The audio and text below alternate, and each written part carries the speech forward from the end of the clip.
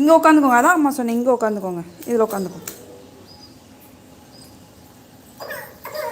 பர்றா, repeat கேட்காமலே பேர் நல்லா இருக்குன்னு சொன்னேன் நீங்கள் தான். அச்சிட்டாடி அச்சிட்டாடி, அடி பிச்சிடுறாம்மா, அச்சிட்டாடி அடி பிச்சிடுறாம்மா.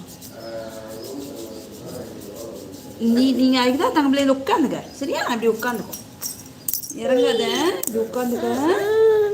சரி, நாங்கள் இப்படி வச்சுக்கோங்க. அடி பிச்சி. இது உட்காந்துக்கோங்க. நாங்கள் இது இங்கே இருக்கட்டும், அங்கே கீழே விழுந்துடும். இதில் வச்சுக்கோங்க.